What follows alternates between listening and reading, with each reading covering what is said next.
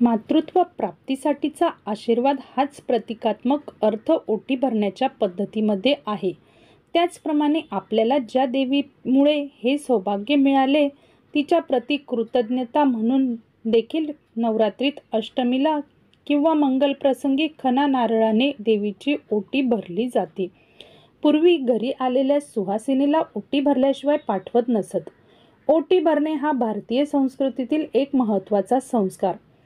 सुहासिनीला संतती प्राप्त व्हावी म्हणून तिची ओटी भरली जाते. संतती प्राप्तीच्या आशीर्वादाचे हे प्रतिकात्मक स्वरूप असते. एवढेच नाही तर हा सौभाग्यवतीचा आदर सत्कारही असतो. त्याचप्रमाणे आपल्याला ज्या देवीमुळे हे सौभाग्य मिळाले तिच्या प्रती कृतज्ञता म्हणून देखील नवरात्रीला अष्टमीला किंवा मंगल प्रसंगी खण नारळाने ओटी भरली जाते. तर ओटी का भरतात हे जाणून घेऊया. तर ओटी म्हणजे नाभी खालचे पोट, म्हणजे जिथे स्त्रियांचे गर्भाशय असते तो भाग, यालाच ओटीपोट असेही म्हणतात.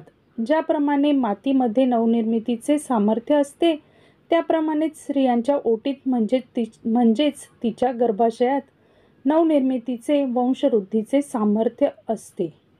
म्हणून केवळ विवाहित स्त्रियांची ओटी भरली जाते. स्त्री जीवनातील हा महत्त्वाचा विशेष आहे. विवाहित स्त्रीची कूस उजावी, तिचा ओटी भरावी, फुलावी, फळावी म्हणून ओटी भरून स्त्रीचे मातृत्व लाभण्यासाठी अभिष्टचिंतन केले जाते. एका अर्थाने हा स्त्रीचा मातृत्वाचा, तिच्या सर्जनशीलतेचाच आपल्या संस्कृतीने केलेला गौरव असतो. ओटी भरण्याची पद्धत लग्न समारंभातील फलशोभनाच्या विधीतही होतो. तर मातृत्व प्राप्तीसाठीचा आशीर्वाद हाच प्रतिकात्मक अर्थ या पद्धतीत आहे. माहेराहून सासरी जाणाऱ्या मुलींची ओटी भरली जाते. ओटी भरण्यासाठी तांदूळ, श्रीफळ, सुपारी, खोबरे, लेकुरवाळे, हळकुंड, हळद, कुंकू, 5 प्रकारची फळे इत्यादी साधनसामुग्री वापरली जाते. विवाहिता असेल तर या पद्धतीला खूप महत्त्व आहे. 5 सुहासिनी तिची ओटी भरतात. तर कालांतराने यथोचित संतती प्राप्ती झाल्यावर जितक्या सुहासिनी उपलब्ध असतील त्या भरतात. तर देवीची ओटी भरताना आपले काय शास्त्र आहे ते आपण बघून घेऊया. देवीची ओटी भरताना 6 वारी साडीऐवजी 9 वारी साडी आणि खण प्रामुख्याने अर्पण केला जातो. देवीला 6 वारीऐवजी 9 वारी साडी अर्पण करण्यामागे हेच शास्त्र आहे की देवीच्या 9 रूपांची पूजा असते. तसेच देवीला अर्पण केला जाणारा त्रिकोणी खण हा ब्रह्मा, विष्णू, महेश या त्रिदेवांच्या शक्तीचा प्रतीक मानले जाते. देवीला अर्पण करण्यासाठी साडी रेशमी असावी. देवीच्या मूर्तीतून निघणाऱ्या लहरी रेशमी वस्त्रात शोषून घेतल्या जाऊ शकतात. त्यावर खण व ओटीचे साहित्य ठेवावे.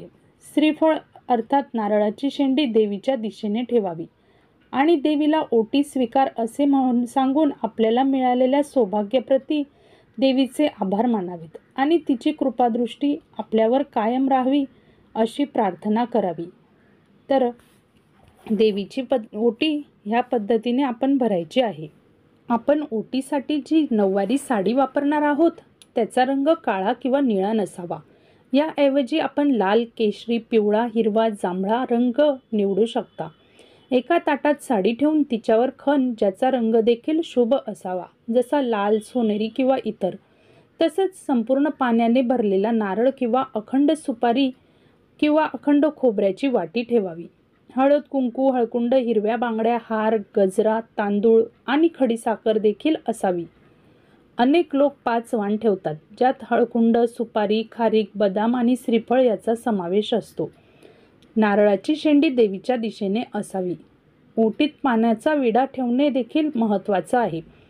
याला तांबूल असे म्हणतात. यात सुपारी, तंबाखू नसावा. नंतर ताटातील या सर्व वस्तू हाताच्या ओंजळीत घेतल्यावर त्या स्वतःच्या छातीसमोर येतील अशा पद्धतीने देवीसमोर उभे राहावे. देवीकडून चैतन्य मिळावे आणि आपली आध्यात्मिक उन्नती व्हावी अशी देवीला भावपूर्ण प्रार्थना करावी. ओटीचे साहित्य देवीच्या चरणी अर्पण केल्यानंतर ओटीच्या साहित्यावर थोडे तांदूळ वाहावेत. मंदिरात देवीला अर्पण केलेली साडी तिथेच अर्पण करायची असते. तसंच घरच्या देवीला अर्पण केलेली साडी आपण परिधान करावी किंवा एखाद्या सवाष्णीला पण देऊ शकता. तसेच नारळातील खोबरे प्रसाद म्हणून ग्रहण करू शकतात. याशिवाय तुम्ही गुरुजींना देखील शिदा देऊ शकतात किंवा काही दान देऊ शकतात. माहिती कशी वाटली कमेंटमध्ये नक्की सांगा. धन्यवाद.